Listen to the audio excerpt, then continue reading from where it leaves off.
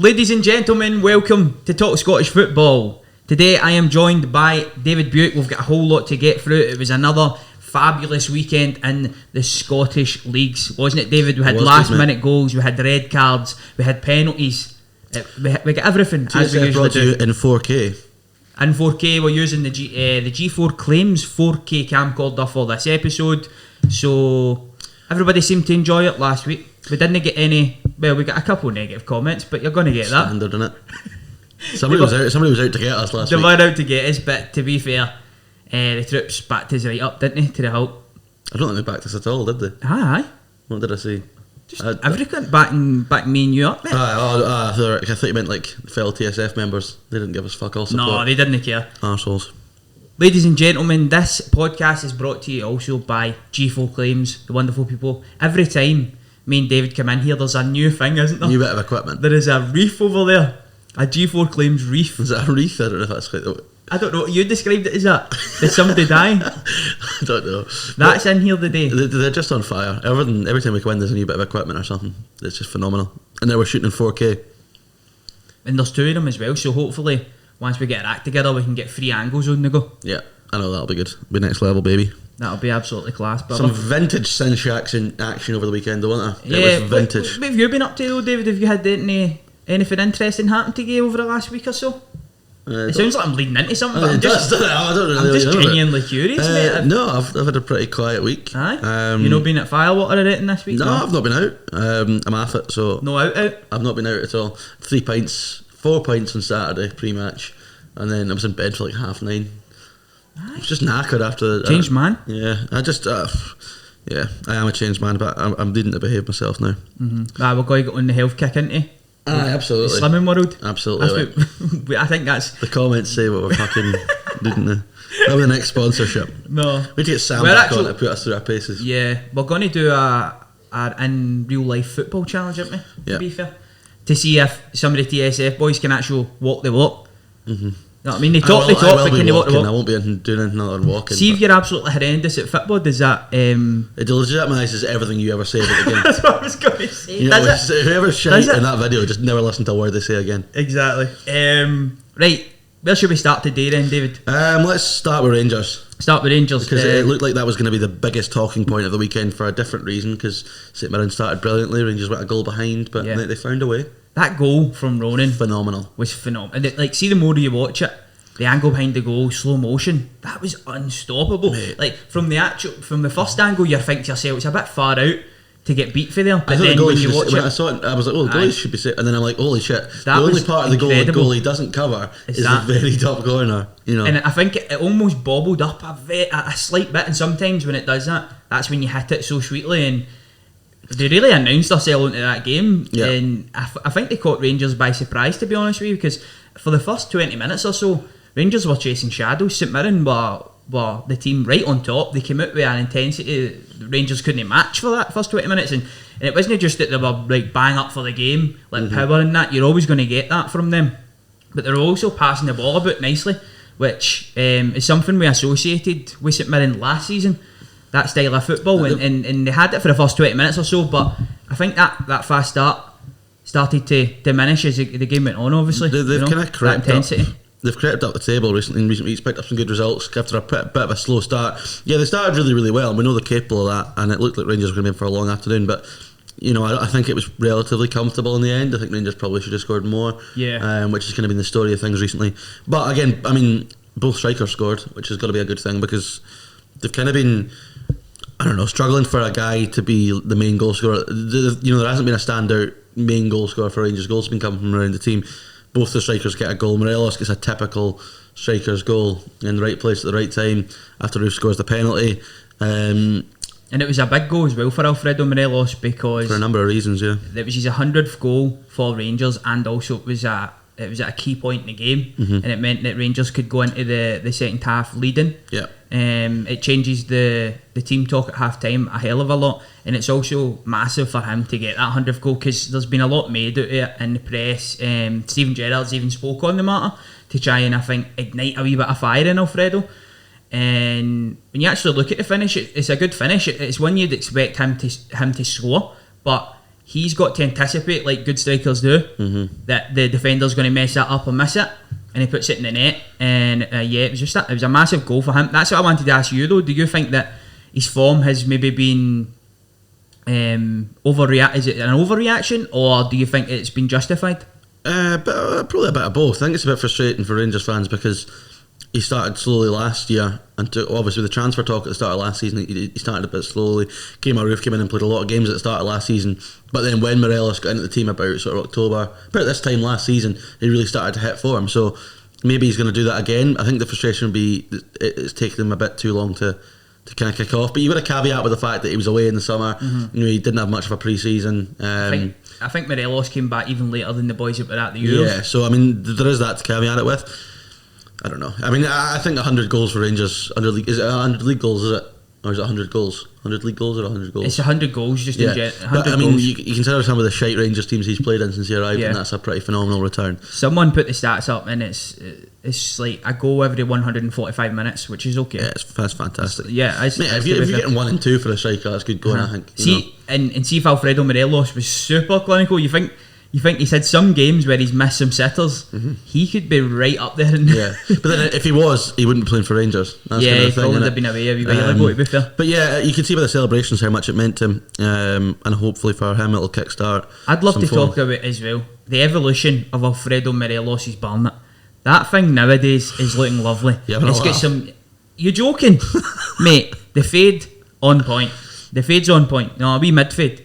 It's all cut to the right lengths in that. Wee side shed, and it's got some highlights in it. I know. I mean, I couldn't pull off. I couldn't pull off some highlights, but Morelos, mate, he's pulling it off. A mate of mine was in the same barbers as him once a couple of years ago. I took a photo with him in the barbers. Yeah. If it was a couple of years ago, your mate should have just got up and left. I know you don't want to go to that barber. Maybe sometimes when players get like new haircuts and stuff, it kind of changes their fortunes. It does indeed. Maybe this is what he needs. I actually just want him to go back to the way he was before. Just start kicking people in that again, because that gets him up for the game. He does need a bit of that. I think it's gonna. It was game a little bit, and I don't mean the red cards, but even just getting close to defenders and rolling them. You never really see him getting in the scrap with him anymore. You need a bit of that. You need a wee bit of that to get you up for the game. It's like since Scott McKenna left, it's like calmed them down a little bit. They were nemesis, weren't they? Yeah, Ryan Porteous is kind of kicking everyone, not just Morelos, so it's kind of tough to start something there. But yeah, it's a big win because Celtic have been doing really well recently and are kind of getting a bit of momentum. And I think if Rangers had dropped points there, that would have been a real.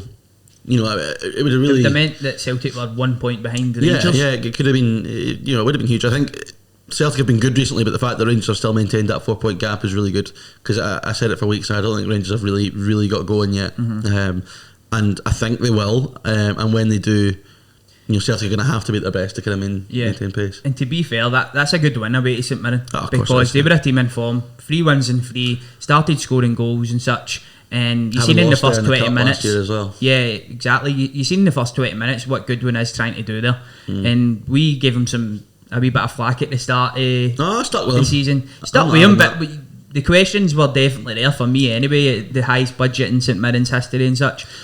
And now you're starting to see, the real St Mirren coming out. If Stephen Glass left Aberdeen, St Mirren fans would be very nervous with Jim Goodwin going there. There was a shout for Goodwin even last season. He going there, and then they gave him the new contract, didn't they? I thought going forward, Yanis Hadji had a good game. I was just going to say that, and I think he's now finding a game. I don't. A bit of consistency. Exactly, consistency's been the thing he's always lacked. Whilst at Rangers, when he's at it, he is a top player. And if he can replicate that consistency week in, week out, then he will be massive for Rangers. I thought he was the spark that Rangers needed to get back into the game. He had a couple of opportunities and then he wins a penalty. I saw a few people about the St Mirren goal. Obviously, it's a wonder strike, and a few people moaned about Tavernier in the build-up to it. I actually thought Lundstrom was probably more at fault than Tavernier. Yeah, I thought he gets bullied a little bit for that ball. He just gets rolled, doesn't he? I don't think he's anticipating it, and his balance is all wrong. But listen, again, with that quality of strike, it's kind of stupid to dwell on little things. I would give every player in the league the opportunities every week. That'll be one of the goals of the season, I would say. Unbelievable strike. Yeah, great strike. There's been plenty of good goals last week as well. Lundstrom, Turnbull, and then this week we'll go on to Suter as well. Further on, what a strike that was. So yeah, good win for Rangers. Just about got there in the end, but I think it was probably a bit more comfortable than maybe the scoreline suggested. Let's go to Celtic next, shall we? Yeah, Celtic 2, St Johnstone 0, another clean sheet for that's the big Celtic. thing, and that's I think the theme of this game for Celtic is another clean sheet. Yeah. And Carter Vickers and Starfelt, I think, are the theme of the week for Celtic. They're starting to look like a decent partnership now, which is taking a while for them to settle in. But Where would you rank them I'm not doing in terms that, of that? because it's just silly to do I it thought, right now. to be fair, I've got to give them the credit that they deserve. McGinley's as you not say. stupid. He knows what he's doing. They're coming on to that tweet. Oh, he knows what he's doing. I think McGinley needs to settle his Saldini. He knows exactly what he's doing. That's what I can't wait to the football challenge, man, to see if McGinley's got a bit. Do you know what I mean? Step in goals and just start lobbing. I think I had a couple of people. There was a guy that quoted us on Twitter and says McGinley better be on the show to back these comments up. Basically, if you don't know, he says that they're the standard bearers for a centre back partnership in the country. He's got a bit early with that, hasn't he? For me, yeah. Aye. Yeah, of course he has. But there's no doubting that they are coming on to a game. Starfelt started rocky. If they're still, I mean, by the end of the season, he might be right. We never know how things are going to go. We'll see. But I think at the It's moment a bit early, innit? Yeah. But again, we know what he's up. We know what he's up to. But is another clean sheet, innit? It is another clean sheet, and I think when Starfelt came in, especially, he had a rocky start. But you've got to remember, he was a new signing. His transfer was a little bit of a mess, in that it was going to happen, then it wasn't going to happen, then it eventually did happen. I don't think he was training with his team in Russia much before he came either. And then, Celtic were just dreadful at the back at the start of the season. I don't think it was just his fault. Granted, he made some mistakes. Yeah, but now that he's settled in and he's got a settled partner rather than Beaton or Welsh or whoever was there, he looks like a good player. I mean, he's an international footballer. Of course he's going to look like a good player. Yeah. Carter Vickers surprises me, though, because I wasn't sure what they were going to get from him, but he looks like a really solid defender. And as a two, I think no matter what two Celtic have, if they can just get the same defenders playing week in, week out, they'll eventually look better. Yeah, it builds up that relationship. Yeah, of course. Got to give Starfelt credit, because as you say, he did have a rocky start and he's grown. When you look at him on the ball, he's not a technical player. No. So you're not getting like a Christopher Ayer there, that a guy that's going to be marauding forward and linking up play and all that with midfielders, right? But if he can just stick to the basics and defend the way he has been defending, then he could be a good centre half for Celtic. But sure. But you've been as bad as Celtic have been defensively, that's all you need. Does Julian come straight back into that team? That's the biggest struggle I think they're going to have. I think you have to get him back in, because I still think straight back in though. I still think he's Celtic's best defender. But you don't know how he's going to be after this injury. He's been out for over a year. Who knows what he's going to be like?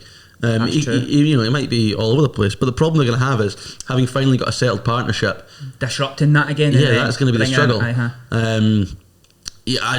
don't know. I would say probably. I think Christopher Julian's a bit of a leader as well, so you'd probably want him back in there. He's a big personality, and on the ball, he's the best out of the lot there.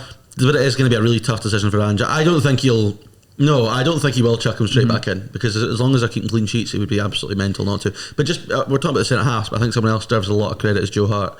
He's surprised, I think, everybody with how he's done at Celtic so far. He's been very, very solid for the most part. He seems to be a commanding sort of figure in that dressing room, and there's no doubt that having a settled goalie who you can rely on and two decent centre halves makes a team better. It's not rocket science, but they look like a better team now. It makes your defence more relaxed as well, doesn't it? Yeah. Because you maybe give up some shots in that, because you know you've got a goalie there that's going to save it, and no dive in and leave yourself exposed to get skint and then and stuff like that. Juranovic looks like a player as well, albeit they're playing him at left back just Very now. interesting the fact he's brought him in, and I think it's a testament to how good Anthony Ralston's been this season as well. The fact he's brought him in at left back. I don't know where Bolingoli was, because Bolingoli played against Motherwell and wasn't in the squad. It's a very strange situation that. Isn't it? It's almost like they'll go and get Bolingoli when they're they desperate. Really need him. But he did a job. He did well against Motherwell. I thought he would have started. He did do a job, but he's obviously just knowing the left back's the big issue there's a big thing for them in January. You've got to go and get a left back. But if Juranovic keeps putting in performances and so does Ralston, you just never know. That could. But you need to get Juranovic playing a right back. That's a point I made as well to the Ryans and Kieran, I'm sure, when I was on. I think when Greg Taylor comes back in, you've got to give him time at left back, in my opinion, because if you look at Ralston, right, and the way he's been playing this season under a manager that clearly knows what he's doing and a coach that knows what he's doing, think of how good he could make Greg Taylor. Greg Taylor's a better player than Anthony Ralston. I agree. In my opinion, there's no doubt about that. Yeah. So you just never know. So maybe they don't need to go and get that left back spot. I still think he's not. I still don't think he's good enough if Celtic win a He might title. not be, but listen, he was a top left back before he went to Celtic for Kilmarnock. and he just never took top left back from Kelly. He just never took that next level under the right stewardship. You just never know. I thought something that was interesting as well. Kyogo started out in the wing. Giamakis came on, started through the middle. Obviously gets his first goal, but everybody's always saying how Kyogo's very ineffective when he's out wide and how good he is through the middle. Is that a bit of a headache for Ange? Or is it a case of getting Giamakis in for this game, giving him some minutes, giving him some confidence? He needed a start, didn't he? Absolutely. Abada's been quiet recently as well. Giamakis had to start this game. There's no doubt about that, because he's obviously got minutes off the bench. He looked alright. He gets a goal, so fair play. But you're right, I think Kyogo is definitely better through the middle. I think certain games you'd probably start one or the other. I think if you're playing like away in Europe, you'd probably go with Kyogo for his pace. But yeah, it's a good option to have. They're very different. But again, you're now talking about Celtic having options in an attacking area, whereas a month and a half ago they had no options in an attacking area. Mikey Johnston's been coming off the bench as well, and starting to look sharp as well. So all of a sudden things are looking a lot better. Again, though, there's still a couple of injuries away from a bit of a...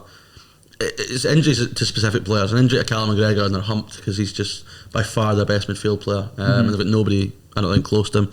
And we could have predicted the McCarthy situation, to be fair. He's just coming a mile off. Yeah, but that's no doubt in his career, but he's just miles off it seems at the moment. You could have given him a 4-year deal with the worst bit of business. He obviously wasn't Angie signing as well. Not. For sure. There was another incident. Taking pens as well. Let's right back to taking good pens, to be fair. Why did Tavernier not take the pen at the weekend? I just think he's off them now. Roof's hit the one before as well. Okay. Roof scored away to St Johnstone from a penalty. Has Tavernier missed a few, has he? I've not really been paying attention. He was getting that many, mate. You're going to miss a few, aren't you? That's why he's off him. He goes through spells. Tav, where he scores a good few, and then he misses one and he goes after them. I think it's opportunity now to give Roof that. Yeah. You know, get your striker scoring goals. Just that's don't the give best it to Morelos, whatever you do. Exactly. There was another situation, a flashpoint in the game with Chris Kane and Cameron Carter-Vickers. Yes. Not entirely sure if you've seen that, yes. But I come together, a foul on Kane, which then results in him kicking out. He should have been sent off for me. And it looks like to me swung for it's a red card. It's got to be a red card, yeah. And it ends up a yellow card for both. Chris Kane's got to walk there. I do love seeing a big scrap like that between two teams. I love that, nothing better. But yeah, it should have been a red card for Chris Kane. Strange. St Johnstone. The most notable thing from St Johnstone was how small their away support was. Like, I know they're going to Celtic Park, but they've just won 2 cups and playing in Europe. Surely they're taking a bit more than what they took through the park. Especially when you look at when they were playing the Europa League and the Conference League, man, they were filling the stadium. But was that a case of like lots of other fans going and watching? Because I knew plenty of guys. Yeah, so do I. But I just thought their away support was tragic. But anyway. Good win for Celtic standards. Obviously, everyone thinks they're going to win every game like 5-0, 6-0. But we've seen in recent weeks that they can. I think that'll be the most pleasing thing for Ange is that they've started to steal wins out, a couple of 2-0s here and there. See. Most 3 o'clocks, Saturday 3 o'clocks, they can be like that, you know. 2-0 up the road. At home, they're not on the telly, like. Yeah. 2-0 up the road, you're right, absolutely right. Yeah. Right, let's go to probably the game of the weekend in the Premiership, and it was a late goal for Livingston up at Ross County. Wow, I think there was 2 games going into this weekend that you thought were the 2 big ones, and it was that one, and obviously the one at. Was it Easter Road or was it Pittodrie? I can't even remember now. Pittodrie. One at Pittodrie. But what a win for Livingston. Malky Mackay, big trouble. He'll be gone by Christmas. Yeah, absolutely. Firstly, an unreal game of football. Yeah. It had absolutely everything. 5 goals, penalties, 2 penalties actually, and wonder strikes as well, and a last minute goal. Yeah. What a header. Unbelievable header. I've noticed Livingston have stepped up their social media game as well. They're doing a wee bit like the Hearts were doing. Yeah, they've got some with the videographer. I talking to him actually. They were. I followed a few of the guys who do Livy stuff on Twitter, and I think they were a bit annoyed because they had to wait till midnight because you can't put stuff up. Because of the rights. We've got great shots and we can't get them up yet. It's just frustrating for them. But yeah, they were unbelievable. So shout out to them. Yeah, what a game, mate! In fact, Ross County went ahead. See, when I was I fancied Livingston, but I also thought to myself, because I thought Ross County would score, will Livingston be able to keep up the goal scoring touch, and they did, but 1-0, right, and then they get the penalty. McGee, he's just got to score. Do you know what I mean? And when you're down there and you go and then miss a penalty, you just knew it was going to come back and bite them in the bollocks, and it did. And Ross County are really struggling, but we said at the start of the season Bruce Anderson would be key for Livy. I'm proud of that shout now, fellas, by the way. I know. Because he's really come onto a game. He has come onto a game, got a goal. His header was good as well. And Odin Bailey as well has come onto a game recently as well. Good signing he's been. But Levy keep finding these guys. We say it all the time. They keep finding these guys every summer that come in and do a job. But I genuinely, the winning goal's phenomenal. It's a great crossman for us because in situations like that, you normally just see them stood up to the back post for a header back across goal. But he's kind of aimed it into the sort of middle of the box, and mate, as soon as it leaves his head, it's in the far corner. No keeper saving that. 95th minute as well. Oh, and the scenes that provoked. That was actually brilliant. Levy took a decent support up to Ross County. They did, I was quite surprised. They made a bit of noise and fair play to them. Scenes at the end. Fans in the park, things you love to see. Aye. Glorious. What a win for Levy. Proper 6-pointer that was going into the weekend. And Ross County, big trouble. Yeah, absolutely. But see, some of the quality on the pitch, as you say, is the cross from Alan Forrest there, the second goal from Bailey as well. The first goal for Ross County was a brilliant strike as well. The quality in the pitch for that game was brilliant, and it would have been a class game to be on the telly or something like that. Well, that puts Levy 7 points off the drop. Well, the bottom of the table. They've come onto a game now, eh? Yeah. Livingston. Yeah, we thought it might happen. But it's so hard to tell, as you say, with that turnover every single year. Just don't know if the group's going to hit the ground running or if they're going to come into a game. You can't really see past Ross County and Dundee being the bottom two at this moment in time. Yeah, and even Dundee are coming onto a game. Yeah, which I think they've got quality in forward areas, which will be quite telling. Malcolm Mackay will be the first to get sacked in the Premiership. Aye, I agree. Yeah, I can't see anything else. But the fact that their chairman's literally get rid of Hughes to go and headhunt him, maybe he'll be a bit stubborn. Getting rid of Yogi was, I don't know the ins and outs of it, but it didn't make much sense because he came in January last year, did a great job, kept them up. I would have liked to have seen him get a crack at that job this season around, see if we can improve them, because they were getting big results under him. Yeah, and now they're going to get to December and think, right, we need a manager to keep us up. But they're going to phone him again. Yogi, I'm sorry, mate, you coming back? You should just tell him at my boat. Hopefully he's at East End Park before that enemy.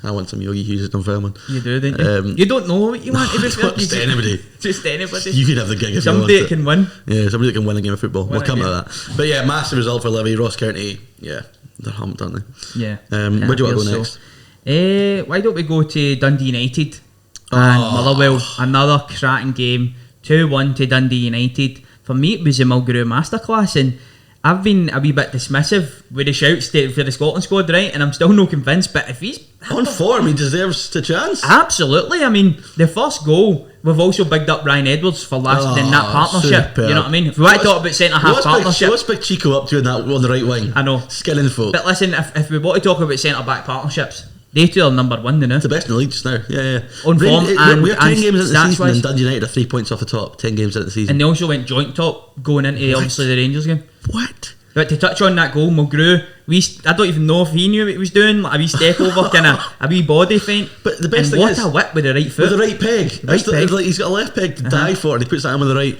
Right to Edwards' noggin, right to the back of the net. Done far too easily at the back post. Yeah, I've seen some other fans unhappy with his performance as well. He got absolutely done at the back post by Ryan Edwards, but just phenomenal. And like we keep coming back to it, but at the start of the season, United fans were raging at the appointment of Tam Courts, and he's been the manager of the season so far. That's what I wanted to ask you as well, right? See, when you look at we talked about a turnover of players at Livingston. Never really had that at Dundee United. Obviously Shanklin going out the door, Mulgrew being the notable one coming in, and Carson as well. But obviously Seagrass is still the number one there, so really only Charlie Mulgrew. But what is it, do you think, that Tam Courts has done well then? Because he seems to just be getting the best out of these players. This is the thing. They lost their best player in the summer and they've improved tenfold. Yeah. The signing of Charlie Mulgrew is massive because it's Ryan Edwards has talked about it. It's made them all better players at the back. They seem to have a really tight-knit group as well. Lots of togetherness there. We saw that with the reaction to the Giando Fuchs incident against Ross County. Yep. What a player he is, by the way. Phenomenal. And they're more street smart than I thought they would be. I knew that Tam Courts would want to try and play a bit of football, but they're quite good at defending an 18-yard box when they've got to at times. They're quite good at making it stuffy, making it difficult. Saw against Rangers early on in the season. I mean, they were quite happy just to let Rangers cross balls and head them away all day long, and Rangers couldn't really hurt them. They've got a nice balance in there. Listen, they're going to go through a spell where they lose a few games. It's just going to happen at some point. But you're talking about United. Could they maybe get top 6 this season too? Could they maybe finish third or fourth? Yeah. You know, when you look at the struggles Aberdeen and Hibs, could they maybe finish third or fourth? That's where we're talking now, and what a job he's done. Just delighted for him, because I think he was onto hiding to nothing. United fans didn't want him to get the job. They were raging when he was appointed, and now they're all eating humble pie because he's just been phenomenal. So fair play to him. 3 points off the top after 10 games. That is unbelievable. The thing I like about Coates as well is he's not scared to change it. No. Do you know what I mean? And it's kind of like Callum Davidson went into St Johnstone last season, and it wasn't really working with that group of players. Changed the formation, and he got the best out of them. Yeah. I think Tam Coates had a tough start in the League Cup, and he's changed it a bit, and he seems to just have that balance now, and he's getting the best out of these players like Giando Fuchs and Harks in the middle. They're flying, and that was a position in the for them, for me, is why I thought that they wouldn't get top 6. That creativity in the middle, that steeliness in the middle to maybe take over games, but they too, they know, are on form. The centre backs are on form. Siegrist is bloody right up there when it comes to shot stopping. He's one of the best goalies in the league, in the league by far. Andy was the captain at the weekend, so they're in a really good place. The one thing they've got in midfield with Harks and Fuchs and that is they've got legs in midfield. They can run and they can run and they can run. You need legs, do you know what I mean? And when you've got a solid back two like that, you're going to win games of football. There's no doubt about that.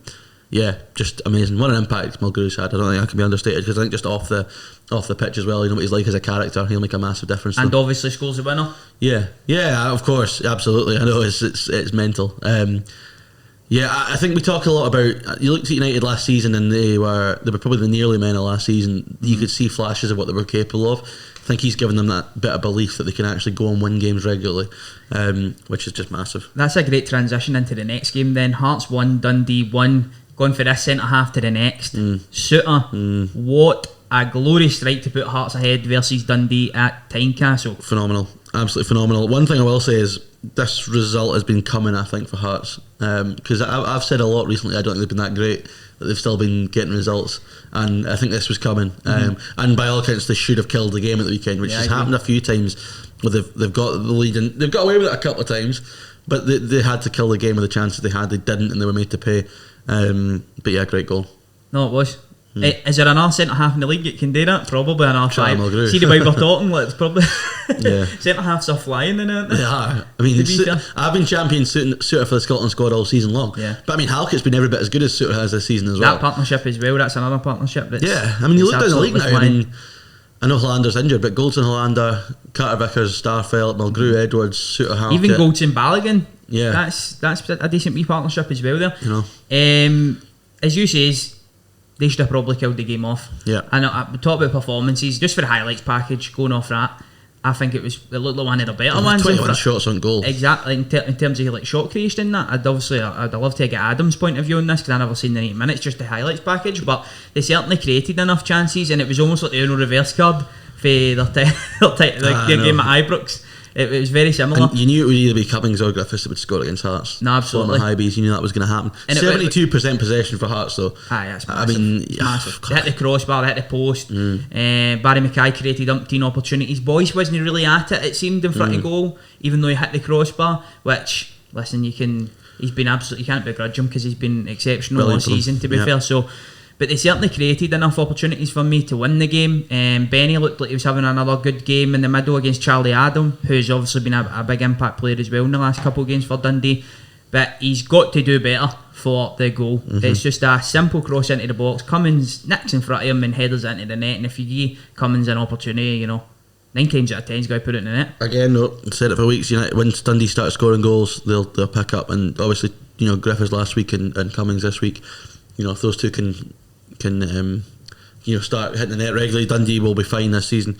But yeah, I mean, the Hearts will be frustrated, because I think although nobody really expects them to keep pace with Celtic or Rangers throughout the season, another 3 points there, and you just think it's another week where you're more than keeping pace. So yeah, but disappointing for Hearts. They are still undefeated. 5 wins, 5 draws. The draws is probably killing them. If they turned a couple of draws into wins, they'd be top of the league at the moment. But that's the thing, they're obviously on the same points as Dundee United. Just out with Dundee United, they've only got 2 draws. They've lost 2 games right enough, but sometimes the draws can be more damaging to you than if you have draws where you should be winning. You know what I mean? No, absolutely. See, to go back to Suter then, there's been a lot of talks on the contract. It's up at the end of the season. Or is it up in January? I think it's the end of the season, isn't it? People saying going down south. A lot of people link them to Rangers and such. I think Celtic and Rangers should both be trying to get him. Do you think he'll be at Hearts next season? No. He'd probably go down south. I think Rangers should be daft not to go for him, because they're needing a bit of depth there, and I think he's good enough. So I mean, you talk about. Goldson might be away next summer, So I think Rangers need a centre half just now anyway. They might sign a Bosman in January. But if he goes, they're going to need 2 centre halves, and then you've got Balogun. What age is Balogun now? Oh, he's 33, 34. Yeah, so I mean, you're not far away from having to replace him. I just think it would be a nice, easy one to get in. We know he's good enough to play for. I think he's good enough to play for Rangers. I also think he would get better playing for Rangers as well. I'm not saying he's going to be the main starting centre half, but he's good enough to be one of 4. I think. I think he's a better defender than Edwinson. He's a better defender than Katic for me. And those have both played minutes for Rangers, so I think it would make sense for them. And also Celtic need centre halves also. Yeah, the only thing that hangs over his head is the unfortunate injuries, but he would be probably further in the game. They have been that. We talked about it in the car about players that get like niggling injuries all the time. These are big injuries. It's kind of. I know, but see if you're going and getting him on a free, you can afford to take that gamble. I think because if he had 3 years in his contract, Hearts would want 3-4 million for him. I think. Yeah. And I don't think they would pay that. But I think on a free, it makes a lot of sense. His wages will be relatively low compared to others they'll try and bring in. So that's that. But it'll be interesting to see what happens with that situation. No, absolutely. Which brings us on to our last game then in the Premiership. It was a massive game for both clubs up in Pittodrie. It finished Aberdeen 1, Hibs 0. Hibs continue to kind of the form just dipping. Dave Cormack's fuming. They didn't win the possession stats this week. The data didn't help him. No, what a win for Aberdeen. They needed it badly. By hook or by crook, didn't matter how you just knew it was. You just kind of had that feeling. Do you know what I mean? But the way Hibs have been playing as well recently. Another red card for Hibs. Yeah, Darren McGregor. He was destined to get sent off, honestly, because he was just flying into everything. And when he was your player of the year. Yeah, in the Championship. How times have changed. He's a good, solid player, to be fair to him. He's had a good career. Christian Ramirez gets the goal. It didn't matter how Aberdeen done it. They've talked a lot about how Stephen Glass was going to make them play good football. And that was the most Derek McInnes result and performance you're ever going to see. But ultimately, the result was all that mattered. It'll alleviate a little bit of pressure. But again, I said going into it that I thought whoever loses this will see some pressure ramped up, because I just don't think Hibs fans are having Jack Ross personally. Yeah. Where are they in the league now? They've got to be about 5th, 6th. Yeah, and they're also struggling. I mean, Doidge is injured, Nisbet's not scoring, Boyle stopped scoring. That's something I wanted to ask you as well. Obviously, Doidge is out injured at the moment, right? So they can't really change it up in that respect. But Nisbet needs a break. He needs to be dropped. Exactly. So how do they change it then? Jamie Gullen, they've got Scott as well. They've not got Scott on loan still. Yeah. But Jamie Gullen's banging them in for like the Resies and that, and whenever he gets a chance. Jack Ross says he was going to start thinking about him, but they need to do something because they need to freshen up there. They're just not scoring goals. I said last season that I criticised them because I didn't think I always think that they're getting to this level and not going again. Whereas I think they've got the players and the ability to do that. They're just not doing it. And again, the cup semi-final is going to be a massive game for Jack Ross. Obviously they're not going to be favourites for that. They'll probably be bang up for it though. You would imagine. Yes, I think it actually might suit them a little bit, and they're not going to be the favourites for it because we know what Hibs are like when they're fucking the favourites. Yeah, they just absolutely bottle it. But even towards the end of that game, they didn't really. They were toothless. They didn't create nothing. Yeah, exactly. And you'd think like they would just be absolutely battering Aberdeen down until eventually they got something, but they just didn't. It didn't really happen. No. They had more of the ball, but didn't use it enough. And Jack Ross is really going to have to turn things around because he will. With the way things happened last season with both cups, he's going to be under a lot of pressure very quickly. I've noticed Gogic has fell out the team as well, and he was a big thing. I know that he's not a great footballer technically, but he was a big part of solidity in midfield. Exactly, so there could be an argument for him to maybe come back out of the team and just be a wee bit more solid and stop conceding goals like they are conceding. Ramsey, Ramsey, what a player! Get his 7th assist of the season. And a great cutback as well. The awareness just to cut that back to Ramirez, the finish to top it off was brilliant. I'm pretty sure he went down with a wee injury and went off, so hopefully that's nothing too serious. But what a start of the season that he's had. Fair play to Stephen Glass for identifying that and playing him. Do you want an outside shout from me? A wee prediction shout. The first international break of the next calendar year, Calvin Ramsey and Nathan Patterson will be the right backs in the squad. And listen, that's not too outlandish. I don't think so. But I just worry that Clark will keep them in the 21s. But if he's playing every week to this level, he's got to have a chance. Surely the two you just mentioned and Anthony Ralston are ahead of Stephen O'Donnell. Nah, on form. Not just on form. No on Steve Clark's eyes, but on form. They are miles closer. Yeah. You know what I'm saying? Yeah. To being in that squad. But, yeah, exactly. But I think Calvin Ramsey and Patterson will be the two right backs in the first international break of next season. They just look like the same. They do look very good, but the thing, even their balance are the same. This is what I think is going to be interesting, fluffy, because if Ramsey's playing every single week and Patterson's maybe playing 15 games a season, Patterson's going to eventually need to start playing games all the time. But it might work out alright, because I don't think Tavernier will be at Rangers much longer, personally. Yeah, what's that? Where did they get that from? Because they've got a right back that good, they can afford to get rid of him. I think. You think so? Yeah, I think so. Maybe. I mean, a lot of Rangers fans he has come on to a right good game. A lot of Rangers fans are saying that Patterson should have been playing a lot more this season. I know. I think because the shout has been there. The only reason I think that is because of how good Patterson is. If they lose him, they can kind of get away with it. I don't think the team loses that much. And I also, and the other thing is, Patterson playing every week is going to get better as well. So I don't think Patterson will be there much longer. Tavernier will be there much longer. Yeah, I think it's the numbers that separates them. Maybe. You know what I'm saying? Yeah, but I mean, Patterson will add that to his game, doesn't he? I mean, you saw the quality he's got, that cross for Dykes and the Faroes. It's a good headache. Can you believe me bigging up Patterson? Everyone thinks I hate him because I said he was shite the first half against Israel. It's a good headache to have for Steven Gerrard in that respect. That reminds me, actually, watched an interview last night. It wasn't an interview, it was more a conversation, and obviously you would have seen the show Racism. The red card was on everybody's tops over the next couple of weeks. They're really pushing that initiative. It was with Marvin Bartley and James Tavernier, just kind of a sit down, and they were just talking about their experiences. Marvin Bartley's phenomenal, isn't he? He's absolutely brilliant, and it was good to see Tavernier as well step in and give his points of views as well, because the more guys that are speaking up on racism and their instances and their experiences, the more it's going to help the issue going forward. Goldson's been quite vocal as well recently in press conferences and stuff he's done. I think I saw him talking about the Kamara thing against Sparta. It was just brilliant to see, to be fair, and if you've not seen that, then I mean, if you go back like 2 years, you didn't have players as openly talking about this in these public. More in the last 18 months or so, I would say. But it's really, guys have found the courage to speak about it. Marvin Bartley's story is, I just love the guy. Marvin Bartley's just brilliant. I just think he's a brilliant fella. I think he was an underrated player as well. See, when he was at Hibs, he was really, really good. But yeah, he speaks really, really well on a whole host of issues. Actually, whenever you hear him speak, does the media stuff, done a bit of coaching. But yeah, good to see those two. That was good to see as well. See, when in the 95th minute when Livingston scored, everybody knows I love Dougie Imrie. I love him. That's probably, outside Rangers, my favourite all time. No, I'm my favourite player, but my favourite backroom staff, because you've got Dougie Imrie, Davy Martindale, and Marvin Bartley. The three of them are just brilliant, aren't they?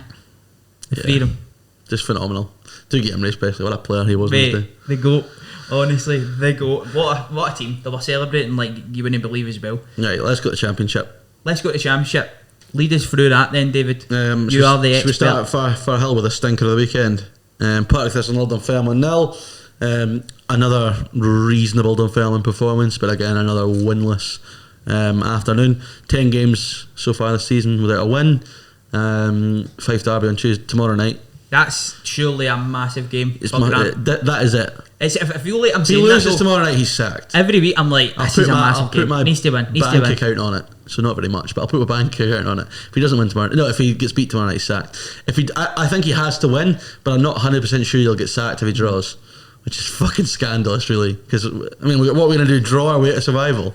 Jesus Christ. It appeals so at the moment, to be fair. But what a well. See, even last season, you had some amount of draws, Yes, we did. But we also had a fair amount of wins last season as well. I don't think did we even lose? I don't think we lost a home game last season. We're up to a calendar year without winning away from home pretty soon, which is scandalous. That's Livingston form, that. That's worse than Livingston, isn't it? What I will say, I don't know if I'm going to give Peter Grant credit for this or not, but I'll give the team credit for this, is we've become a lot better at the back in recent weeks. Mark Connolly came in from Dundee United and has been phenomenal. Big Mark Connolly's come in. He's been fantastic. He's just fair play. See, on Saturday he won everything. He had a no bad season last year. Yeah, I thought so too. I was quite surprised we got him. I know. I need to talk Paul Watson as well. Anyway, Mark Connolly, he just wins everything. See, on Saturday, every headed ball, every tackle, blocked everything, and we've become a lot better at the back in recent weeks. We drew one each at Rovers. We lost 1-0 at Queens, but then we clean sheet last week, clean sheet this week. But just no goals. But Thistle, Fon Williams had a couple of good saves. Yeah, we had the biggest chance of the game. Craig White in the second half should have probably scored, but didn't. It did feel like if he'd have put that in the net, we might have had a wee. As much as, no matter what, if Peter Grant could win 10 games in a row, I'm still not going to be convinced that he's the right manager for Dunfermline. That's just the way it is just now.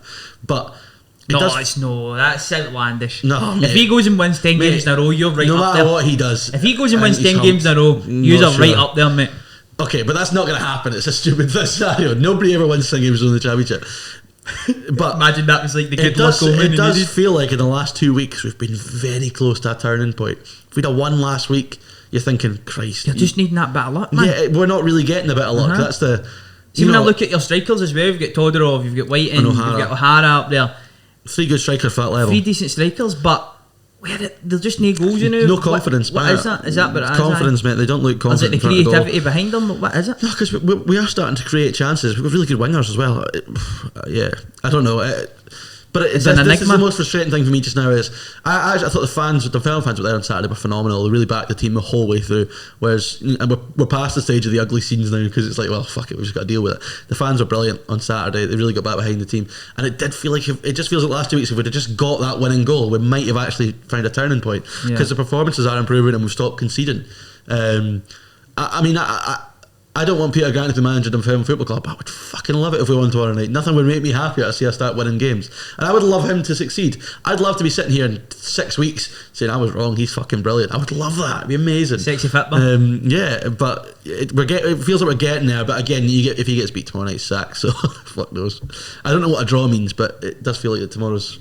That reminds me, see, talking about sexy football, we've not spoke about the fantasy league.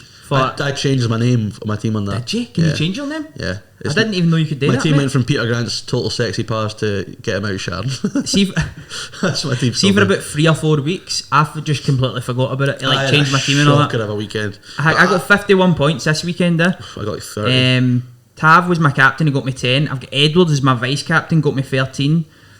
And Ramirez got me 9, but Ramsey got me 4. But I've had that same team for absolutely ages. Yeah, and I finally checked the table, mate.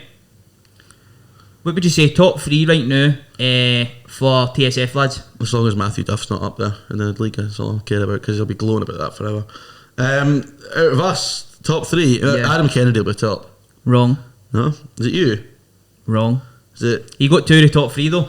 It might have changed because Rangers played, but going off when I checked it, Callum Craig was at the number 1 spot. So fair play to Callum Craig. Top 10. What position are you in the overall league? I'm 183rd. Okay, so I'm 269. Oh, you fell a bit of shit, mate. They've always been shit. Top of the league, right? We'll give you a shout out to the guys that are top of the league and still playing. Dortmund 5-0. Daniel Gallen, he's top of the league, 631 points, mate. Second, Hugh Keevans FC. Hugh Keevans FC's been up there all season long. He's everywhere. He's in like all the leagues. He's always up there. And then Paul Jameson as well is in 3rd place. So he is. Nice. That's your top 3 then now. If you're still playing fantasy football, you need to get a grip of yourself. I mean, who does that? Oh, his name is questionable. Whose? Look at number 5th in the league. That's just... That cannot be... If you want to know what we're laughing at, go and check the TalkScottishFootball League on fantasy 5th in the league. Prison FC, basically. Yeah. So, tomorrow night, Dunfermline have to win. I probably won't be on Thursday's show because I tend to miss that one, but we'll get my thoughts on the phone in on that one, I think. If it was a wee night time show, I'd be up for it. Right. So, Thistle need to give Thistle a bit of credit. Thistle were better in the first half, much better team in the first half, but they didn't create an awful lot. Right. Where are we going to go next? Raith Rovers 1, Inverness 1. Inverness went down to... Raith went down to 10 men, bang on half time, and still managed to get a point against the league leaders, which is frustrating from an Inverness point of view. Yeah, I don't like that. But Rovers have come onto a game a bit recently, which is stressing me out a little bit for tomorrow. Interestingly, in the Championship, every game was a draw, apart from the Kelly game. Mm-hmm. What the hell? Sums that league up, doesn't it? It does, doesn't it? Yeah. So, in a sense, it wasn't too bad. It was Dunfermline drawn. Great weekend for Kelly. They're only 3 points behind Inverness, and I did think eventually Kelly would find a way to top spot. Although I wasn't impressed with them last week, but hey ho. And also playing against Hamilton, just being gubbed off Thistle, but you can't get them too much slack because they won the game at the end of the day. Ollie Shaw got another goal. He started to score goals. Interesting sort of few years he's had because he was at Hibs. Really, remember Leanne Dempster said he was one of the top talents in Europe. Yeah. And then he ends up signing... She knows what she's doing, I know. Yeah, but she didn't know what she was talking about there. He ends up signing for Ross County. Doesn't really work. Now he's at Kelly. Maybe this is what he needs to see in the Championship, scoring goals. But yeah, he got a goal. Daniel Armstrong got the winner as well. But Aki's going down, aren't they, mate? I think so, mate. Yeah. Unfortunately. Do you like Aki's? I do like Aki's. I mean, they've only been shit this season, but we're in better form. Well, we've been better than Aki's have recently. Yeah. Although we still haven't won a game when they have. Maybe just take their striker. That'll be good. He'll be fine. Christ, Whoever no. scored the goal for them. No, definitely wouldn't take any of their strikers. Even though they've won they a game can and we score a haven't. goal. Yeah, I know. Incidentally, us and Ross County are still the only winless teams in the. I know. I was fucking Noticed delighted that Livy got the win there. I didn't want to be the I know. only winless team in the top 4 leagues. There's time yet. Malcolm Mackay will turn it around. Queensdale Morton 0. That was probably another stinker. Yeah. Yeah. Just I don't even want to talk about that actually. It's just let's just move on. Horrendous. And Arbroath 1, Ayr United 1. Michael McKenna and Jonathan Aflredo on the score sheet. I almost said score shite there. He scored some goals. Aflredo. He scored a decent amount. I think he scored 4 or 5. Yeah. I mean, that's alright considering you guys don't score. Fucking kill for a striker and score 4 goals. Arbroath were, well, they're down to 5th now, but I think they were briefly up higher than that. It looked like they were going to be higher than that anyway, but again, Dick Campbell's men are just doing phenomenal. But Ayr United have picked up a little bit recently under Jim Duffy since he got the job permanently. I think there's a question about that. We'll come back to that later on. There is. I was going to bring it up there and kid on, it was my research. Yeah. And that's the championship. I really wanted to go to League One because it has the game of the weekend in the cinch that deserves a seg. We should have got somebody who plays for Dumbarton or Airdrie on the phone. I did have that thought, but I never acted on it. Andy Gagan got sent off for Dumbarton. He follows me on Twitter. I could give him a message. He won't go out to talk about that though. It's too late. Paul Payton as well scored for Dumbarton. But talk us through the game then, because we tweeted it was. First of all, across the 2 team sheets, there was 10 former Dunfermline players in there, which I thought was absolutely bizarre. Rhys McKay puts Airdrie 1-0 up from the penalty spot, former Rangers man, of course. By the way, you better hope that none of the teams play against Dunfermline.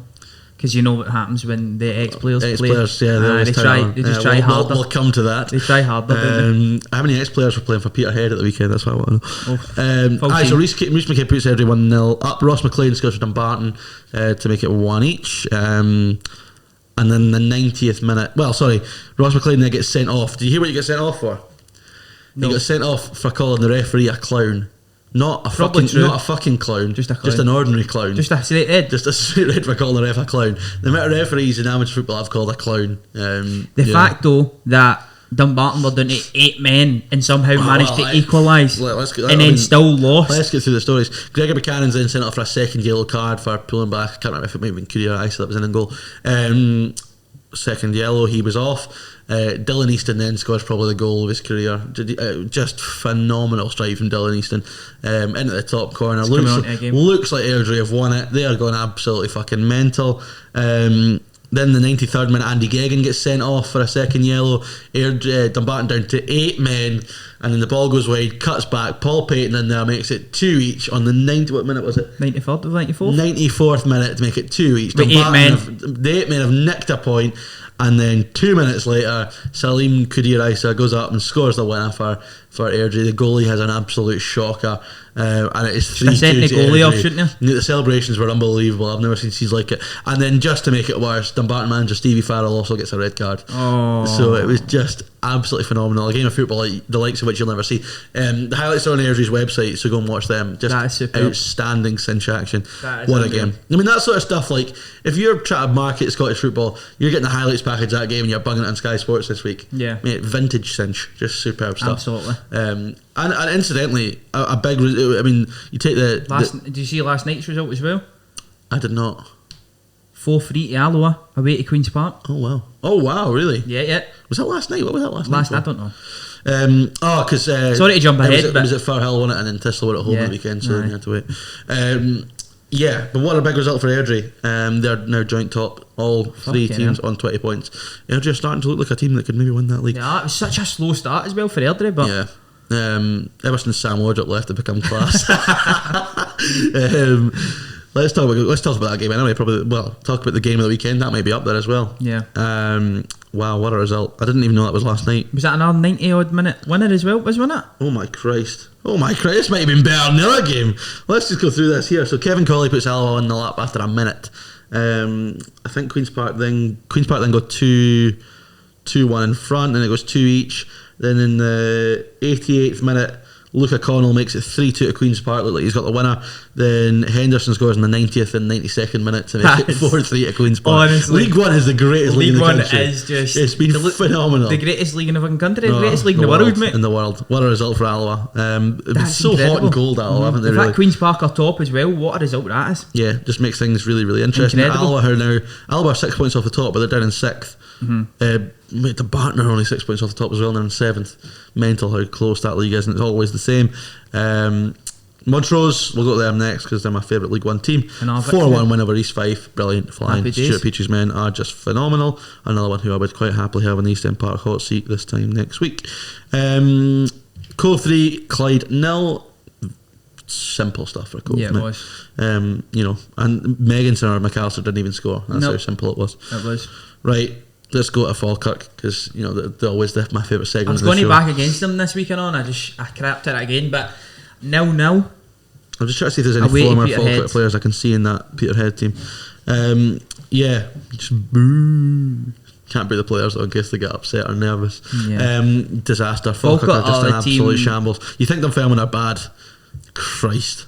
Exactly. It's the only thing that's keeping me going. They're in 5th. I mean, they're 5 points off the top, which again can turn around so quickly. But the thing about that, they're 5 points off the top, right? But I just can't see them by the end of the season being better than Montrose, Airdrie, Cove and Queen's Park. Yeah. At least one of those 4, I think, will be better than Falkirk at the end of the season, which is absolutely mental. They're a club that are in absolute despair. Have we done a show? We haven't had a chance to talk about the Q&A yet. They did it on the live show. They talked about it. Yeah, they talked about it. Did you watch it? No. Okay. You see a couple of clips though? I seen a couple of clips. I seen the guy that came with the question. It was very well researched. He was talking about win percentages of both getting up the league and such. And I think Thistle as well. He was talking about how they're miles off that, so they're so far away. Talking about turnover players. He basically just says, "Is there something that needs to change?" And then the chairman stands up and basically just says, "Not a question." Well, no, it was a question. He asked you a fucking question, and it was a brilliant question, and that was right. That was right at the start as well. That just shows the disdain that clubs have got for supporters. And Falkirk are a shambles. As much as I'm enjoying every little bit of it, there will be some decent people out there support Falkirk. I don't know why, but there will be some. Yeah. And there'll be some decent people who work there, no doubt as well. Who and my dealings with the people at Falkirk, we did a charity match with Falkirk, the coaches and all that, and they did some good stuff in the community, to be fair to them. But they were in the championship. But just from a PR point of view, why the fuck did they release that on YouTube? Why did they do that? If you're going to release that for supporters to watch it, do it like on your website that like season ticket holders can access it or something. Something like so it stays in house rather than having the whole of Scottish football pissing themselves laughing at you. It's just dreadful PR. Give him a job. If you're a player now looking to sign for a club, you're looking at that and saying, "I don't want to sign for them. They're a shambles." I know. It's just not great at all. They're an absolute free fall. I felt a bit sorry for Paul Sheeran actually on it because it's like, what the fuck's he supposed to do when your chairman's acting like that towards supporters? Absolutely. Don't have much of a chance.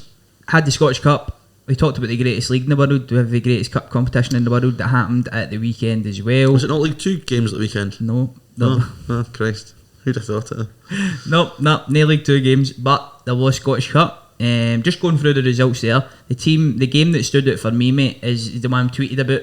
Darvel, their first ever. Darvel are flying. Yeah, I know that they've invested a lot of money into. It's the chicken suppers pre-match. That's what's getting them through it. It's got to be versus Stranraer as well. My favourite team in the leagues, obviously Stranraer.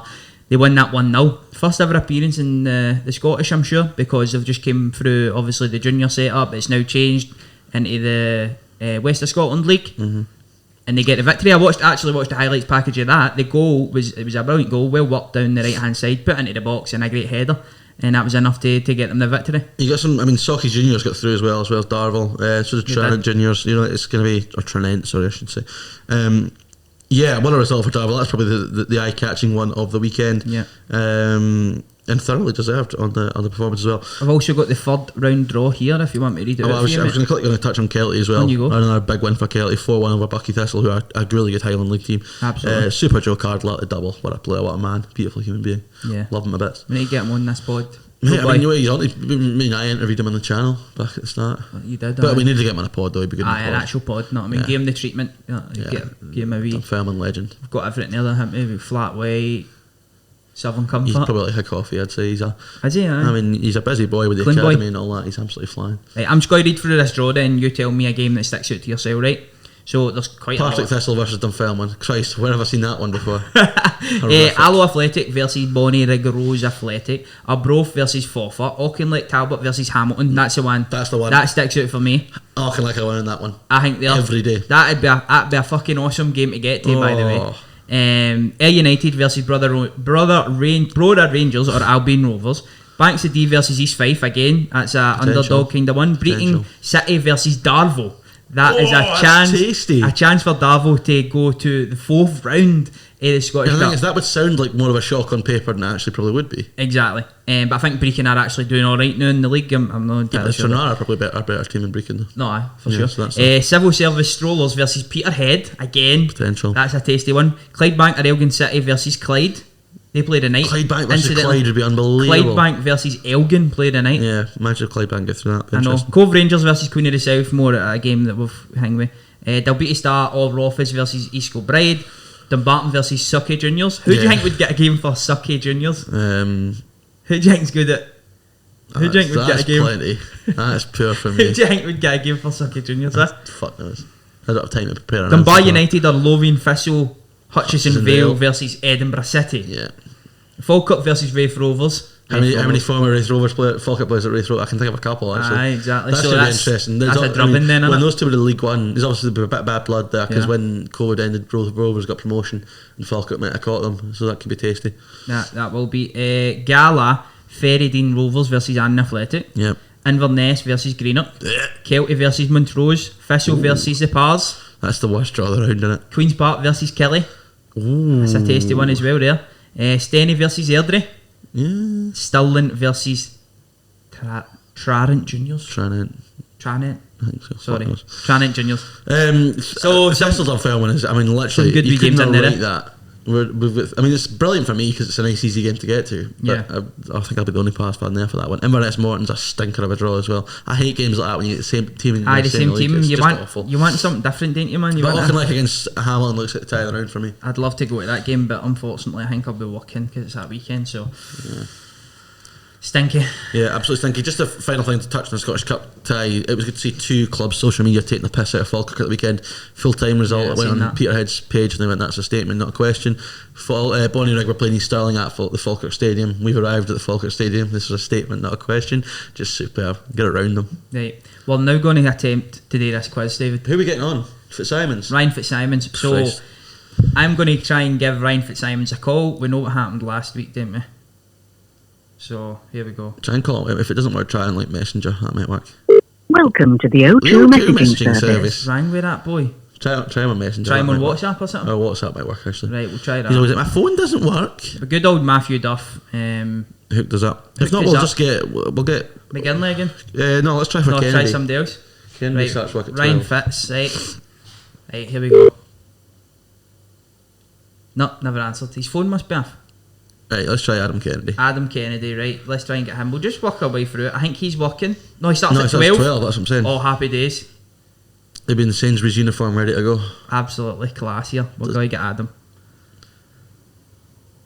We hope. Hopefully. What is it with these boys' phones and not ringing? I know. Hey, do you hate people that don't answer their phones? Oh, There we go. We're getting Adam. I feel like Chris Tarrant. If it goes to 5 rings. Hello, Adam. You are live on TSF. Do you have a minute, mate? Yes, I do. How are we? You've been nominated. Well, good, but you've been nominated to play the quiz versus David. Are you up for that, mate? By all means. Firstly, I was wanting to get your points of view on Hearts at the weekend. What happened, mate? How did the game go? You know what, Dev? I don't feel though Hearts really to win the game, to be honest.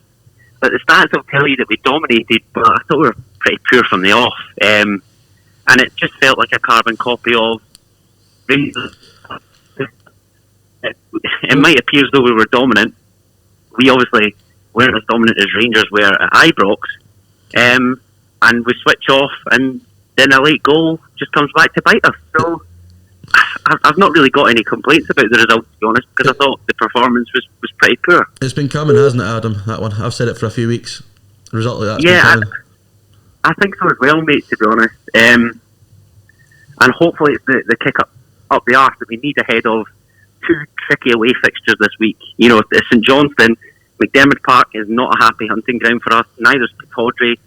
So, fingers crossed, we could try and salvage something from, a pitiful performance at the weekend, to be fair. Yeah, and the manager will be missing for the 2 games as well, which I did think would maybe come back to bite Hearts in the ass. So I guess we'll soon need to wait and see. Right, Adam, would you like to go first or second?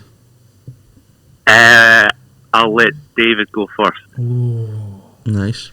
I'm never first, I'm always second. Right, David. Tony Watt scored against Dundee United at the weekend, but was it from a dead ball or open play? Oh Christ, I can't even think. Talked about the game, so you should know. I know. Christ, I can't even remember. Oh no, he said that mayor here. Oh fuck, I can't even remember what his goal was. Oh, I don't know. Was it a pen? I can't even remember. Is that your answer? Dead ball. Aye. You'd be correct. It was a penalty. Yeah, I thought so. He's got away with one there, Dave. Myself, Adam, he's got away with one, mate. Right, your first question, mate. Dunfermline host Rafe... This is a perfect question for David. Dunfermline host Rafe Rovers in the Fife Derby on Tuesday night. But which is the highest percentile in the previous... Who has the highest percentile in the previous 28 meetings? What does percentile mean? Like, who's won the most games? In the last 28? Yeah. Oof, that's a great Who's question. won the most in the last 20 games, basically?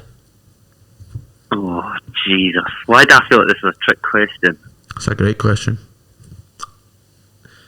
So obviously what you can answer is Dunfermline win, draw. I mean, I don't know. I'd be educatedly guessing. I'm going to go for the Pars, despite that potentially come back to bite me. I'd have probably gone Wraith Rovers, to be honest. You would be correct in a Dunfermline win. Oh, it was Dunfermline, right? So, yeah, so the actual percentages was Dunfermline 38% compared to Wraith's 33%, and 29% was a draw. So that's 1-1. Oh no, why has he given me this? Georgios Giacomakis.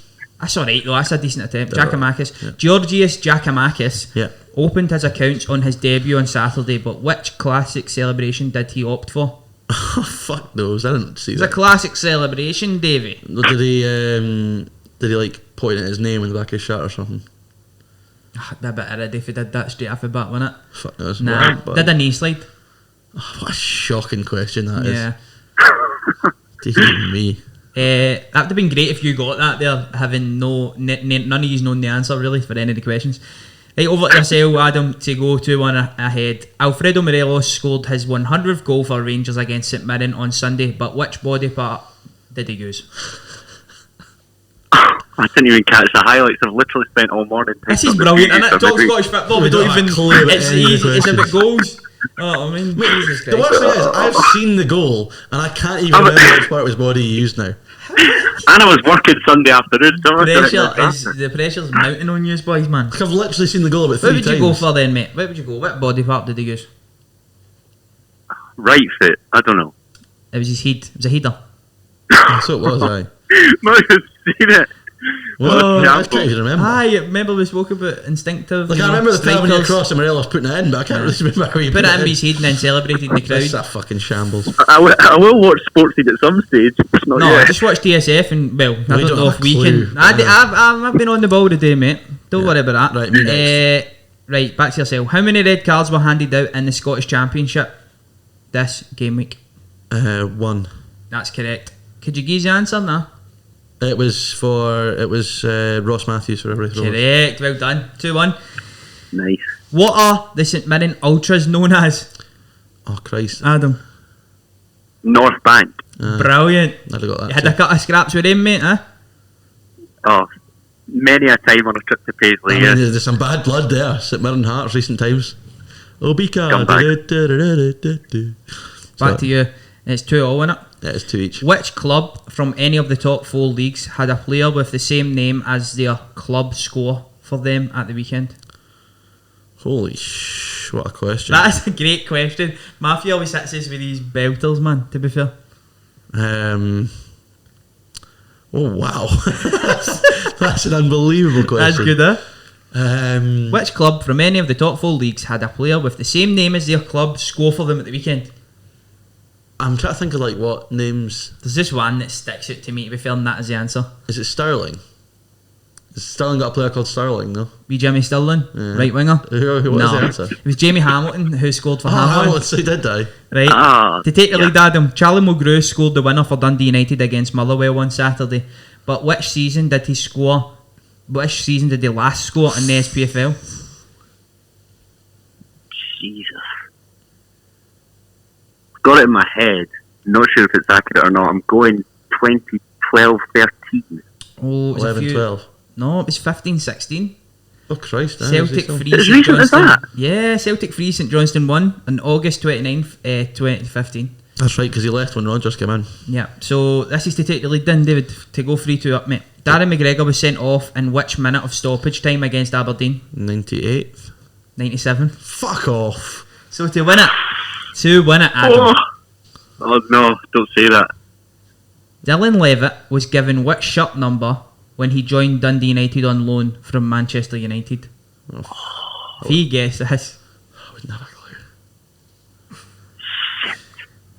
Dylan Levitt, which number was he given for Dundee United, mate? Let us know in the comments as well. Play along now. 19. That's right. Is it actually? That's correct. What a shambles. Come on! How the fuck do you know that? Are you on Google? I'm not. I swear. I'm a big fan of that young man. He's a player. Fucking fair He came play, back in the Adam. weekend. He's an encyclopedia, that bloke. I don't know how he does it. Fair play to you, I'll give you that. I didn't deserve to win that. That was a shambles there. No, well, we'll just leave the tiebreaker, obviously. Nah, let's get the tiebreaker in for a bit of fun. Tiebreaker in for a bit of Go fun. for it. Okay, let's go. So who's going first? Well, I went first, so I'll go first again. Okay, tiebreaker. TSF subscribers. Oh no, it's a maths question, boys, again. Oh, Jesus Christ. Right, so get your pens at the ready. Get a calculator Right, out. TSF subscribers divided by the number of goals scored in the top 2 Scottish leagues at the weekend. Jesus Christ. How are you supposed to do that without a calculator? This is like fucking higher mathematics. Right, give me a minute here. Let's get. I need at least a It minute. must be a round number in terms of the goals scored for the top flight. It's a round number, aye. Right, so It's the top 2, right, sorry. Adam, stop talking. I'm trying to think. No, I'm joking. So it's, So you're up first, son. Fucking hell. Better you than me. what's the last game I'm missing? Right, okay. I don't know how to do this sum without a calculator. Can I use a calculator for the actual sum? Aye. I mean, surely that's fair. You can use a calculator. Right, okay. Let me. So I've got. If you get Meanwhile, access to a I'm trying to calculator, top up the Adam. goal. I'm actually guessing how many subs are on just now. I'm kind of guessing. Right, let me just think about how many. 1 million. It's horrible. Like I'm saying 355. Right, okay. Adam? I didn't think it was as high as that. What are we sub-wise? Nah, Would it be 5K listen, if or you something? don't know that, that's you not need my to- problem. You just need to know, son. That's how it works. Have I I had about 200. I had about 200 in my head. I'll go 200. I don't know. Well, I reckon there was 16 goals in the Premiership. Right, this so weekend. wait. What was your answer? It's the top 2 leagues, though, is it not? Fuck, 200. it was. Oh, Jesus So you Christ! did- I what was your answer? I just did the Premiership. What was your answer? Listen to the question. Fuck off, What was man. your answer? Doesn't matter. Man, What was your answer? 200. Well, we need to do a wee bit more maths here, but I think you've won. So you're 355. I forgot to do the Championship. I No, just but did the you're Premiership. 355, right? Adam is 200. Adam is 78 away. So how many were you away? The answer's 278. So 355 down to 278. How many is that? 73. 77. 73, is it not? I'm 73. No, 73 plus. Oh, you fucker. 78. We're both 78 He's off. nicked it. Shut up. He's Are nicked we it. both 78 off? Get Can we go? the calculator. So I said 355. We cannot have an hard draw. 355. What was the answer? No, I 278. won the quiz. I thought this was for fun. Aye, true. Oh, I was 77 off. And he was 78 off. Holy shit. Like David wins the tiebreaker Well, though. you win the quiz, Adam, mate. Don't You worry. win the. He wins Yeah, the battle. You okay. win the one, mate. I forgot to do the Championship. I was too busy trying to remember how many goals were in the Premiership. Right, so anyway, it was we've got 5,560 subs at the moment, I wasn't far off. and there was 20 goals over the course of the 2 leagues. Nice. I said there was 16, so there was only 4 goals in the Championship. I know, and there was like hundreds. Yeah. No, there there was a loads couple of draws, and then nils. A 2 one man. each and a 2. Yeah, so I wasn't far off. But anyway, that does us for the quiz. Adam, have you got any finishing thoughts, mate, before you Head go on to into your Sainsbury's. shift? Keep the faith. Hold the chance up. There you go. Keep the faith. It's a bit. You're second in the league, mate. Peter Grant, Total Football. Pretty much. Thanks very much, Adam. We'll see you later, mate. See you, lads. Good guy, Adam, isn't he? He's an encyclopedia. He's a good lad. We'll finish off with some Twitter questions then, mate. Is there any games happening? We've got is there a midweek fixture in the Premiership this year? I know Rangers are playing Aberdeen, but is it a full roster? Might need to do a live show for that. Well, I because a reaction to the Fife Derby as well. There is a full card this week.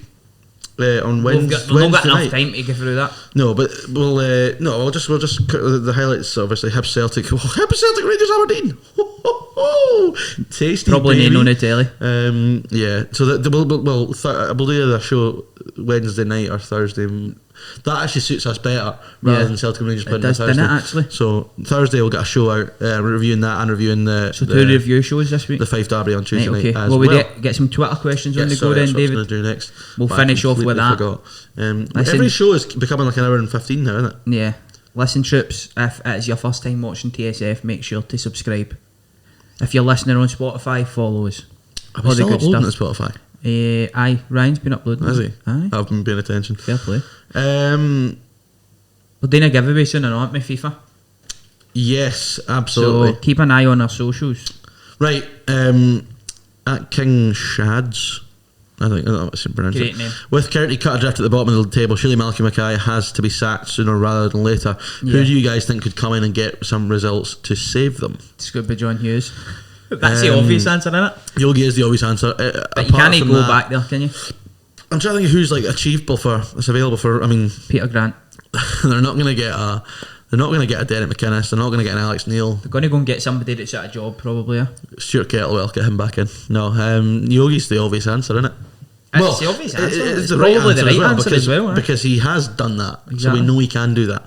I think Yogi would be the man. Lewis Campbell, our Rangers slowly but surely getting into gear. I hope they're not taking gear. That's really fucking poor. They started scoring again. I know. There was a conspiracy that they were on gear last year. Action powder's out for on the Peds. Slowly. Listen, I think they are. Versus Brøndby was the most complete 90 minutes, I would say, this season so far. And to come back for that wonder strike against St Mirren, a team in form and comfortably kind of see out the game, especially with the pressure being on you. To be fair, everybody's played. Dundee United are joint top. Celtic are a point behind you. Hearts are there or thereabouts, and you go and win the game. So I think they are, and I think they're getting closer to Steven Gerrard knowing he's starting 11. Just following up from that, Matt RFC asks if Rangers are so pish, why are we top of the league? That's a good point. I mean, again, it's probably a testament to how good Rangers were last season. That season's now gone. Can't rely on that. That form is now gone. That's not coming back anytime soon. But this team have shown that they're still good enough when they're not even at their best to kind of be top of the league, grinding results out, which is a good thing as well, isn't it? Another Rangers question for you: should Rangers make a move for John Suter in January? We've kind of covered that already, but should they go for him in January? Well, that's actually probably slightly different to what we were talking about. We were talking about on a free. Should they try and get him at a cut price in January if their injury problems continue as they are? I would say so. Aye, why not? Hollander will be back by then, though, won't he? They just said foreseeable for Hollander, so I don't know if it's a long term one. But it's a tough one. Connor Mitchell asks, what job would Ollie get in Scotland? Stranraer. Dunfermline, probably. Would you take Ollie at Dunfermline? Probably not. He's fucking dreadful. I was saying to winding up Ryan last night, it's mental how Neil Lennon's more qualified for the Man United job than Ole Gunnar Solskjaer was. No, that's wrong. How's that wrong? Because when he was at Molde, he did well with Molde. Neil Lennon did well with Celtic. Right, so what do you mean? And also Neil Lennon was used to being at a big club with big pressure. Molde were a big team in that country. Not with the comparison to Celtic and Man No, United. I know that. I know, but it's not as much. It's not as much a difference. Talk about a guy that beat Barcelona in Europe. I know, but it's not as much a difference as you're making making the Champions League. I think Neil Lennon was more qualified for that job than Ole Gunnar Solskjaer. Yeah, maybe so, but no streets ahead. I never said he was streets ahead. I just said he was more qualified. And no, in fact, he's not, because not only did he do all right with Molde, right? He got relegated. He also. It was dreadful with Cardiff, right? But he played with Man United. He knew what it was all about. Knew the city, knew the club. Knew the city, and then knew the club. Do you know what I mean? Yeah. Did Neil Lennon know the club? Did he? No, didn't know that club or that city. Well, I mentioned it earlier. Lawrence McCarthy asked about Jim Duffy's job at Ayr so far. Well, when he came in, they got humped off Thistle in the first game, I think. 5-0? No, the first game was against Dunfermline. It was because he beat Dunfermline. He's done alright because they looked like they were absolutely humped. I mean, David Hopkins, a rotten football manager. Jim Duffy doesn't look like to play spectacular football, but he seems to have got a tune out of them in recent weeks, and they are slowly climbing that league.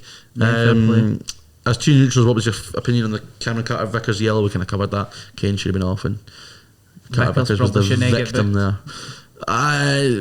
I don't know. He pushed him, didn't he? I can't remember. He pushed him back, didn't he? Maybe a booking and then a red. It should be a booking. A booking for the. I can't really remember what Carter-Vickers did actually. The red's probably the Kane in it. The Kane one. The punch. Yeah, that Kane. Before that is probably a yellow for Kane. I can't remember what Carter-Vickers did though to get booked. I don't think he did much, to be fair, so he's probably been unlucky with a booking. Unlucky there. And that's probably wrapping that up. What else have we got to cover? No idea. Give us a wee sub. Check out G4 Claims. Yes. If you are unfortunate enough to be involved in it. Enjoyed that show? Tell G4 Claims we sent you. That was an alright show, eh? It was reasonable. Aye. I wasn't at it today, I don't think. No. You were good today though. I did that bit better today. That's because the wee man slept for 4 nights in a row. What, he's been asleep for 4 nights? No. He's been checking up on him. 4 nights in a row, no. He's wet his bed and slept all night. That's fair play. But I said like 20 to 7 or something. That's better than me, I can't even do that. So, I'm fucking starving. I'm more at it this morning, you know what I mean? Just go and get a scran after this. Aye, we'll go and get a wee... Could go a couple of rolls, that would sort me out. No, listen, we're on the slimming world. Well, I mean, speak for yourself. We both are on it apparently. You know what I mean? I know, I need to sort myself out. Mate, I'd love to see cunts that have a go at you. I'd love to see them like try and play football. Yeah, I know. Fucking right. Like if they're dynamite, then fair play. But I just don't think people that are dynamite at football are giving people pelters online. I know, yeah, I know. But I think that's what everyone thinks me and you are like though. Possibly. I'm kind of looking forward to that football video because I think we might surprise a few. I'll put the gauntlet. I'll put the gauntlet down to anybody watching. So this footage of you out there playing football, people know kind of. I've seen what you can. I'll put the gauntlet down to anybody watching. If you want to have a go, I'm an unknown. If you want to have a go, then come and see if you can fucking get the ball off me. Yeah, absolutely. Pull your trousers down. Bigger bunda than fucking John McGinn. Just saying. That's what I'm saying. Can you use it as well as McGinn does though? Aye, of course. Yeah. No, of course I can't. Not on the football. That's why he's on fucking 50 grand a week and I'm on. Yeah. Did he score again at the weekend? I can't remember, but he's flying. 5 pence. He is flying down there, Super John. Gotta love him. He's doing alright. That'll do it, and it dreadful end to this show, but yeah, we'll catch you later. Cheers, troops. That was good. Bye.